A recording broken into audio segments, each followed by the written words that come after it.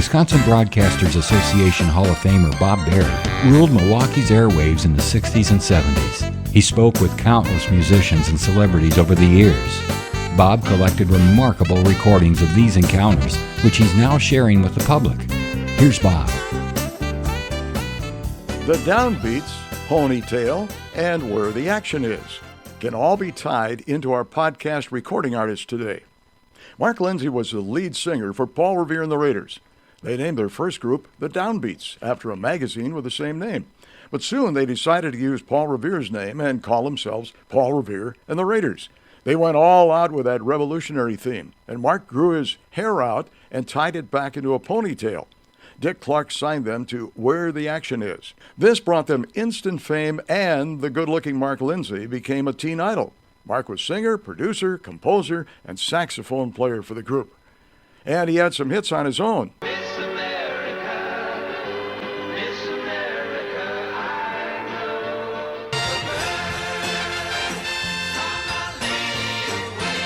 And the grass won't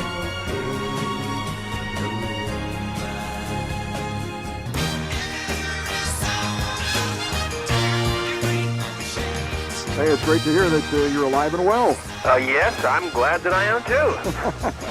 You know, we haven't heard much of you in a few years. What have you been doing? Well, let's see. I got married, got divorced.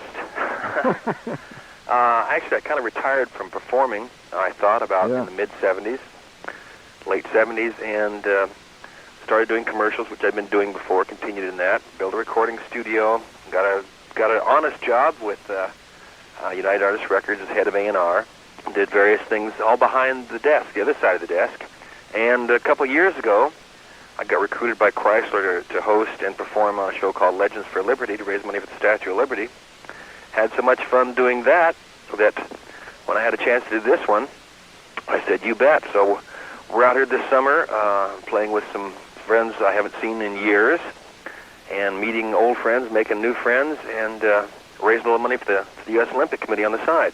Oh, that's great. It's great to have all of you back again. And we've been talking about this for quite a while. Of course, the Classic Superfest, which comes to Milwaukee to the Riverside Theater this Friday night with Mark Lindsay, a former lead singer of Paul Revere and the Raiders, the Turtles, Herman's Hermits, the Grassroots, and the Birds. They'll all be here.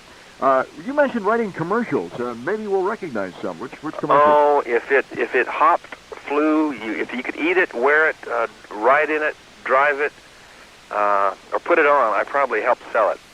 Everything from Levi's to Baskin-Robbins ice cream to Chrysler, Pontiac, all kinds of things, cars, whatever. I guess Paul is, he's working, right? Yeah, Paul has a group out, and they're traveling around the country this summer. In fact, we may even end up in the same town. You never know. Gee, that'd be wild. Is there any reason that you are not traveling with them? Well, yeah, but I couldn't find a ticket. No, he's had his group together for quite a while, and I retired, I thought. Yeah, right. And so he just went out, and he's got his own bunch of guys together. There has been, people have asked me, well, is there any chance that you guys might get together? Mm-hmm. It's a remote possibility. One never knows. But, there wasn't any possibility before this because I wasn't doing it. But who knows? We'll see what happens. Yeah. Your biggest hit with the Raiders, Paul Revere and the Raiders, was Indian Reservation. Yep. Tell us about that song, will you? How'd you come about? It was a song that had been written by John D. Loudermilk, who was part Cherokee himself.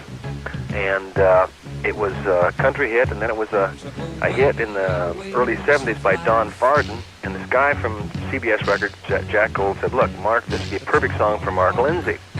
So we went ahead and cut it as a Mark Lindsay single.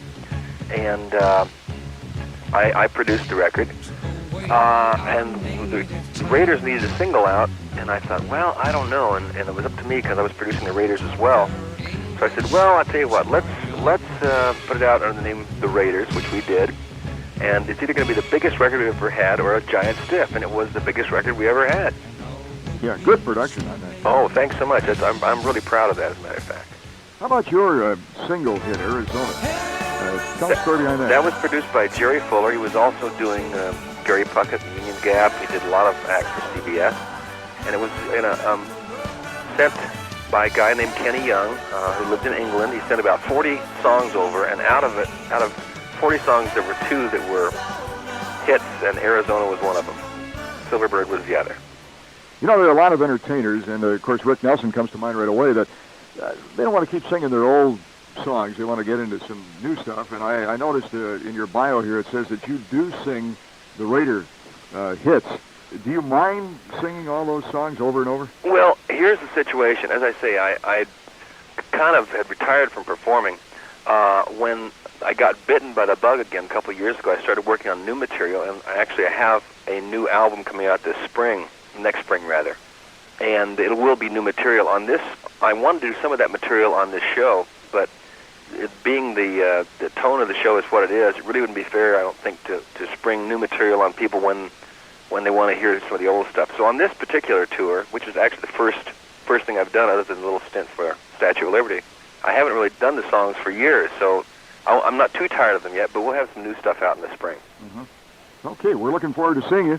This Friday night, Riverside Theater. It all gets started at 7:30 with Paul Revere, with Mark Lindsay, former lead singer of Paul Revere and the Raiders, the Turtles, Herman's Hermits, the Birds, and the Grassroots. Yep, you're going to see about 2.5 hours of solid rock and roll, about 35 solid gold hits, and they have the set changes down, so it takes about 1.5 minutes, 2 minutes between acts, so there's no 5 bands, no waiting. Rock and roll. You bet. We'll see you down there Friday. Okay, great. We're looking forward to it. I was trying to recall when you were here with the Raiders in, that must have been around 60. It's got to be a good 20 years. Yeah, yeah, at least. I know I did an interview with you, and we just looked at it the other day, and was that funny? Oh, was it on TV? Yeah. Oh, I see. Yeah, I was doing with my radio show, I was also doing a television show at the same time. I got you, and we all looked about 20 years younger, I'll bet. Oh, at least. Yes. Well, we're looking forward to seeing you again and having some fun in Milwaukee. All the best to you. Thanks so much, Bob. Okay. Bye-bye. See you soon. Okay. Bye-bye. Hi, this is Mark Lindsay, here with Bob Berry. Bob Berry. Thank you for listening to Bob Berry's Unearthed Interviews. Be sure to subscribe and rate our podcast on iTunes or wherever you find your podcasts. You can find all the episodes at WisconsinBroadcastingMuseum.org. Check out Bob Berry's book, Rock and Roll Radio Milwaukee. Book sale proceeds support Angels Kids Fund and Donate Life Wisconsin. The preceding program was made possible by a generous contribution from Terry Barnes.